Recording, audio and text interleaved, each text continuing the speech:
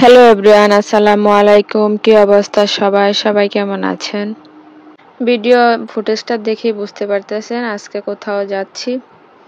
ভিডিওটা অনেক আগের করা, কিছু সমস্যার জন্য এতদিন পর্যন্ত এডিটিং করতে পারি নাই, ভিডিওটা ছাড়তেও পারি নাই। এটা আমার ঈদের 2 দিন পরে বাবার বাড়িতে যাওয়ার ব্লগ ভিডিও। আর এমনিতেও ভিডিও ছাড়তে কয়েকদিন গ্যাপ দেওয়াতে শরীরের মধ্যে আলসামি চলে আসছে। এখন চেষ্টা করব নিয়মিত ভিডিও দেওয়ার জন্য। সকালবেলা ঘুম থেকে উঠে সকাল আর দুপুর মিলে রান্নাবান্না করে নিয়েছিলাম, কারণ ঈদের পরের দিনই যাওয়ার কথা ছিল বাবার বাড়িতে, একটু সমস্যার কারণে যাইতে পারি নাই। তারপর এক ডিসিশন নিয়েছি যে বিকালবেলা চলে যাব, তাই আজকে সকাল আর দুপুর মিলে একসাথে রান্নাবান্না করে নিয়েছি। দুপুরে সবাইকে খাওয়া দাওয়া করিয়ে রাইসাকেও সুন্দর করে খাওয়া দাওয়া করিয়ে এই যে আমরা রেডি হয়ে যাচ্ছি। আর রাইসার আব্বু একটু বাজারে গেছে, একটা সিএনজি রিজার্ভ করবে আজকে। বাসাটাও সুন্দর করে গুছিয়ে নিয়েছি, কারণ কয়েকটা দিন থাকা হবে বাবার বাড়িতে, কারণ যাতে কোনো কিছু এসে দেখে নষ্ট হয়ে পড়ে না থাকে। আমি সবকিছু পরিপাটি করে চলতে পছন্দ করি। আর রাইসার আব্বু ঈদে এই শার্টটা কিনেছিল, আমরা বাড়িতে পরে যাবে, তাই আমি শার্টটা বের করে রাখতেছি। যে যে কাপড়গুলো নিবে এবং পরবে সেগুলো সবগুলো একসাথে বের করে রেখেছি, তার যেটা পছন্দ হবে সেটাই নিয়ে যাবে। আর সব সময় আমি সব জিনিস গুছিয়ে রাখতে পছন্দ করি, আমার কারণে কোনো একটা জিনিস নষ্ট হবে সেটা আমার একটুও ভালো লাগে না। বাসা থেকে আমার বাবার বাড়ি তেমন একটা দূরে না, প্রায় ঘন্টাখানেক সময় লাগে, তবু বাস দিয়ে যাওয়া যায়। কিন্তু বাস দিয়ে গেলে আমার প্রচুর অসুবিধা হয় আর বমি বমি ভাব করে। বাহিরে তো যে পরিমাণ গরম পড়েছে, টিকার মতোই না। আমি সবসময় বোরকা পরে বাড়িতে যাই, কিন্তু আজকে জামা পরে রেডি হয়ে গেছি, কারণ বাহিরে প্রচুর গরম পড়েছে। আর এই গরমে আমার যেমন বাসার ভিতরেই কেমন কেমন লাগতেছে। আর তার মধ্যে বাসার সামনে থেকে সিএনজি নিয়ে একবারে বাড়ির সামনে নামবো, তাই ভাবলাম পুরো রাস্তা তো গাড়ির ভিতরেই থাকবো, তাই আর বোরকা পরিনি। তার মধ্যে গরমটাও কিছুটা কম লাগবে। কথা বলতে বলতে সিএনজি চলে আসছে, এই যে এখন চলে যাচ্ছি বাড়ির উদ্দেশ্যে। আপনারা এই বাড়ি দেখে কে বাড়ি যাচ্ছেন আমাকে কমেন্টে জানাবেন। বাড়ি যাওয়ার খুশি তো বলে বোঝানোর মতো না। বাড়িতে গিয়ে ভাই বোনকে দেখতে পাবো, মা বাবাকে দেখতে পাবো, তার সাথে সকল প্রিয় প্রিয় মানুষগুলাকে দেখতে পাবো, তার খুশি তো বলে বোঝানোর মতো না। তার সাথে রাইসাও অনেক খুশি, তার নানুর সাথে সে দৌড়াদৌড়ি করতে পারবে, আন্টির সাথে খেলা করতে পারবে। এই নিয়ে আমার সাথে গাড়িতে বসে বসে গল্প করতেছিল। মা মেয়ে মিলে তো প্রচুর গল্প করতেছি, গল্প করতে করতে পুরোটা রাস্তা গিয়েছিলাম। আগে তো তেমন একটা বুঝতে পারতো না কোথায় যাচ্ছি, এখন মোটামুটি সে বলতে পারে কোথায় যাইতেছি। সব সময় এখন আন্দাজ করতে পারে কোথায় কখন যাচ্ছি, দাদু বাড়ি কখন যাচ্ছি, নানুর বাড়ি কখন যাচ্ছি। সে আমার সাথে সাথে সেও অনেক খুশি। আজকের বাহিরের পরিবেশটা অনেক সুন্দর লাগতেছে। দুপুরের পর দিকটাতে বের হয়েছি, বাহিরে অনেক সুন্দর একটা পরিবেশ। আর কয়েকদিন আগে তো প্রচুর বৃষ্টি হয়েছে, গাছপালাগুলোও দেখতে অনেক সুন্দর লাগতেছে। বিভিন্ন জায়গায় তো প্রচুর পানিও জমে আছে।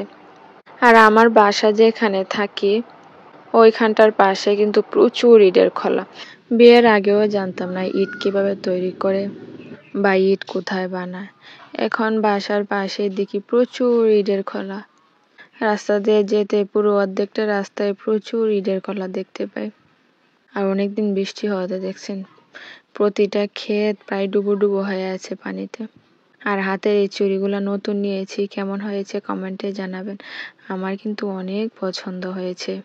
এই ডিজাইনটা কয়েকটা দিন আগে বের হয়েছে, আমি কয়েকটা দিন আগেই কিনেছিলাম, কিন্তু এই চুড়িটা পরা হয়নি। এখন ভাবলাম ঈদে বাড়িতে যাইতেছি, তাই একটু পরি। সবসময় তাই আসা যাওয়ার সময় সিটি গোল্ড এবং স্বর্ণের জিনিস পরা হয়, এবার ভাবলাম একটু কসমেটিক পরি। এই যে বলতে বলতে আরেকটা ইটের খোলা সামনে পড়ে গেছে। এভাবে রাস্তার পাশে কিন্তু প্রচুর ইটের খোলা আছে। আর ঈদে প্রচুর মানুষ বেড়াতে যেতেছে, শুধু রাস্তার পাশে দেখা যেতেছে আমাদের মতো আরো অনেক মানুষ বেড়াতে যাচ্ছে। ঈদের ছুটি বলে কথা, এখনো তো সময় পরিবারের প্রতিটি মানুষের সাথে আনন্দ করা, পরিবারের সকল সদস্যের সাথে দেখা করা। আবার কবে না কবে কারো চাকরি থেকে বা কারো সংসার থেকে ছুটি পাবে। এই কথাটা বললাম কারণ আমি বাড়িতে যাইতে রাইসার আব্বু কত কাজ ভেজাল থাকে সেগুলা সামলিয়ে তারপর রাজি করে যেতে হয়। রাস্তার পাশ দিয়ে যেতে যেতে দেখি রাস্তার পাশে 4 লাইনের কাজ এখনো রানিং চলতেছে। গত বছর এই কাজ শুরু হয়েছিল, এখনো শেষ হয় নাই। জানি না আর কতদিন সময় লাগবে।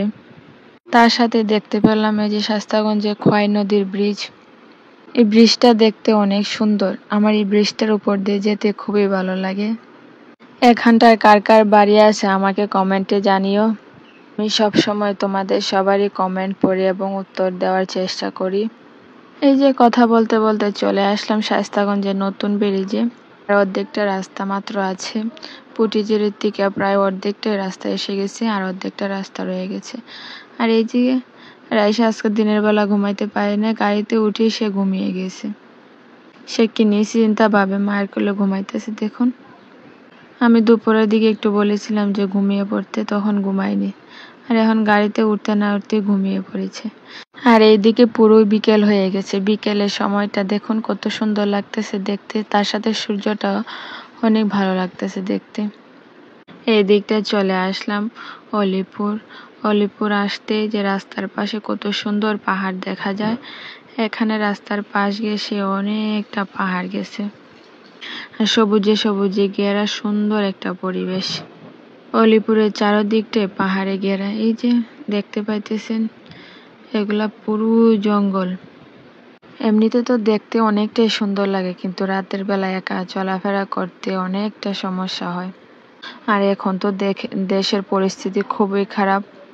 প্রচুর ছিনতাই, কিডন্যাপ এগুলো তো হইতাছেই। সবাই সাবধানে চলাফেরা করবেন, সবাই সাবধানে থাকবেন। এখানটা রেল ক্রস করে ঢুকে যাব অলিপুরে। অলিপুরে কিন্তু 4-5টা গ্রাম আর এক টুকরো শুধু শহরের ছোঁয়া এই জায়গাটায়। এই জন্য অনেকটা জ্যামে পড়ে গেছিলাম। অলিপুরে তো প্রচুর কোম্পানি, এই কারণে এগুলো রাস্তাঘাটে একটু জ্যাম বেশি, কিন্তু চারপাশে কিন্তু প্রচুর গ্রাম আর এই এক টুকরো শহরের ছোঁয়া। আর রাস্তাঘাটের অবস্থা তো নাই। এখানে প্রচুর কোম্পানির মাল ডেলিভারি দেওয়া হয়। এই যে কোম্পানির গাড়িগুলো দাঁড় করাল। আর রাস্তা এত ভাঙ্গা ছিল যা বলার বাহিরে। দেখলে বুঝেই যায় না এইটা যে হাই-এন্ড রোড। ঢাকা সিলেটের মহাসড়ক দেখলে বুঝেই যায় না। পুরো কাঁচা রাস্তার থেকে ওরা বাদ হয়ে আছে। তারপরে কিছু জিনিসপত্র কিনবো, এই জায়গায় গাড়িটা থামিয়েছিল একটু। আর আমি গাড়িতে বসে বসে দেখি যে সামনে দেখতে পাইতেছেন এখানে একটা ঝগড়া লেগেছিল। আমি বসে বসে দেখতেছি। আর আয়সার আব্বু একটু বাজার করে নিয়ে আসতে গেছে, আর একটু ঝগড়া হতে পুরো রাস্তা জ্যাম হয়ে গেছে।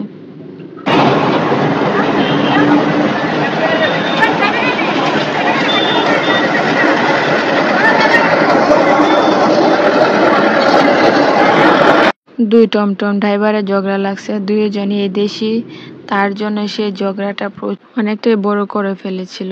অনেকেই চেষ্টা করেছিল ঝগড়াটা থামানোর জন্য, কিন্তু তারা তো নিজের এলাকা থেকে লোক আনিয়ে পরে ঝগড়াই শেষ করছে। এই যে রাস্তার পাশে দেখতে পারতেছেন রেল ক্রস করেছিলাম যেখান থেকে, এখান থেকে শুরু হয়েছে আবার তেলিয়াপাড়া পর্যন্ত শুধু কোম্পানি পড়বে। রাস্তার পাশে যেদিকে তাকাবেন সেদিকে শুধু কোম্পানি পড়বে। এখন দেখে মনে হচ্ছে পুরো নিজের এলাকায় চলে আসছি। সত্যি নিজের এলাকার আবহাওয়াটাই অন্যরকম লাগে। কিরম একটা শান্তি শান্তি অনুভব হইতেছে। বাড়ি আসার খুশি তো বলে বোঝানোর মতো না। এই যে শুধু অলিপুরটা পার হওয়ার পরে দেখুন এই রাস্তার পাশে কোম্পানি, যে সামনে এখানে একটা কোম্পানি, তার সাথে কিন্তু অলিপুরের চারপাশটা এখনো অনেক সুন্দর খোলামেলা গ্রাম রয়ে গেছে। আর এই গ্রামে তাজা তাজা হাওয়া, খোলা খোলা একটা বড় আকাশ আমার অনেক ভালো লাগে। ছোটবেলা থেকে এই বাড়ির এই রাস্তাটা আমার অনেক ভালো লাগে। বিশর থেকে নেমে এই রাস্তাটা পড়ে, আর চারোদিকে শুধু ধান ক্ষেত আর ধান ক্ষেত, আর সামনে এগোতে যে সবজি ক্ষেতগুলো পড়ে। এখানে মাথার উপর খোলা একটা আকাশ পড়ে, অনেক শান্তি লাগে। বলতে বলতে চলে আসলাম এই যে বাড়িতে। আজকের ভিডিওটা এখানেই শেষ করছি। ভিডিওটা ভালো লাগলে অবশ্যই লাইক, কমেন্ট, শেয়ার করতে ভুলবেন না। আল্লাহ হাফেজ।